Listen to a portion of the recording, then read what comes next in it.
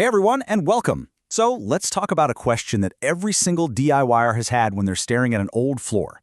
Can I just, lay the new laminate right on top of the old stuff? It seems like the perfect shortcut, right? A way to save a ton of time, a bunch of money, and avoid that dreaded cloud of dust. But is it actually a genius hack, or is it a disaster just waiting to happen? Let's get into it. You are definitely not alone in asking this. I mean, as flooring contractor James Miller points out, even the pros think it. The idea of skipping the whole demolition phase. No crowbars, no dust masks, no hauling away piles of old planks. It is just so tempting. It really feels like you're beating the system. And this right here, this really gets to the heart of it. You've got the dream on one side, a fast, clean, and cheap project. Awesome. But then there's the potential reality, a future full of long-term repairs, warped and buckled boards, and a floor that squeaks and feels totally unstable. So where does it all go wrong? Okay, we're about to dive into the 4 big reasons, the hidden pitfalls, that can turn this shortcut into a very long road. These are the main reasons why pretty much every manufacturer says this is a huge gamble, and why it'll probably void your warranty. So the first problem is actually the most obvious one, but it's amazing how often people forget about it when they're excited to get started. What actually happens when you just add a whole bunch of height to your floor? Yeah, it's kind of like trying to wear 2 pairs of shoes. I mean, each layer of laminate adds, maybe 8 to 12 millimeters? That doesn't sound like much, but it creates some really big problems. All of a sudden, your doors don't close anymore, they just scrape along the new floor. Your baseboards look like they're sinking into the ground. And the transitions between rooms, they become these awkward little bumps, basically tripping hazards. So you end up having to shave down doors and redo all your trim, which totally defeats the whole point of a short. All right, now for the biggest technical issue. Laminate is called a floating floor for a very good reason. It's not attached to the subfloor. It needs room to expand and contract. So what do you think happens when you put one floating surface on top of another floating surface? Think about it like this. It's like trying to lay a rug on a sheet of ice. Both layers are trying to move around on their own whenever the temperature or humidity changes. And this constant, subtle shifting creates all sorts of problems. Flexing, squeaking, and boards that just won't stay put. Your brand new solid floor now has a foundation that's completely unstable. And it's not just about movement.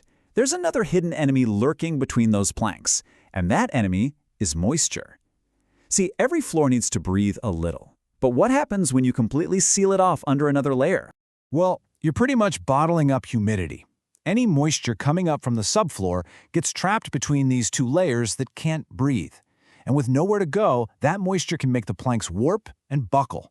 And in a worst-case scenario, you've just created the perfect, dark, damp environment for mold and mildew to grow right under your feet. Yikes. And finally, let's talk about what it's actually like to walk on this floor. How does stacking laminate change the way it feels and sounds when you're just walking around your house?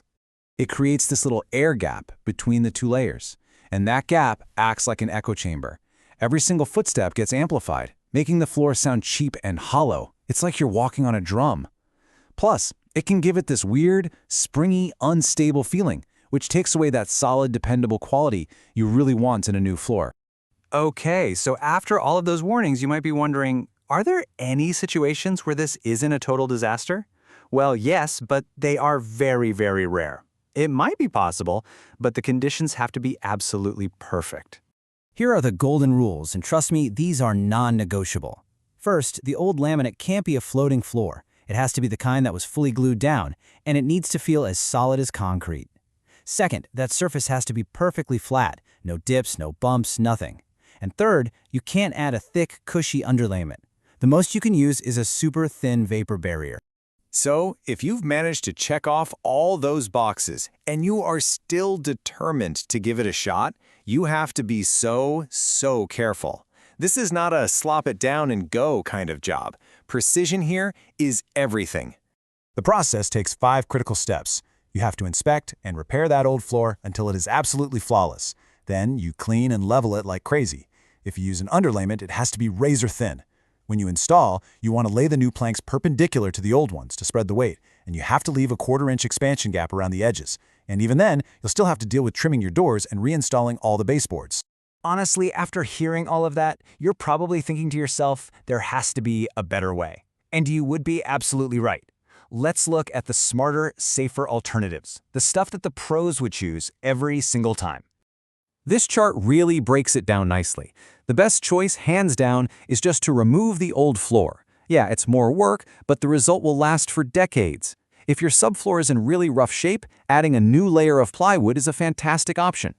And if you're really set on avoiding demolition, maybe look into a more forgiving material, like luxury vinyl plank, which can sometimes be installed over an old floor without all these issues. So what is the big takeaway from all this? What's the one thing to remember? It really all comes down to one simple, powerful idea about foundations. This says it all, doesn't it? It's an old saying from a contractor's mentor. Don't build a castle on sand. Your floor is the foundation of the entire room. Putting a beautiful new floor on top of a weak, unstable, or shifting base is exactly like building a castle on sand. It might look good for a little while, but eventually, it's just destined to fail. So as we wrap this up, I'll just leave you with this one last question to think about. When you're dealing with something as fundamental as the floor you walk on every single day, is taking a shortcut really worth compromising the foundation of your home? Thanks so much for joining me.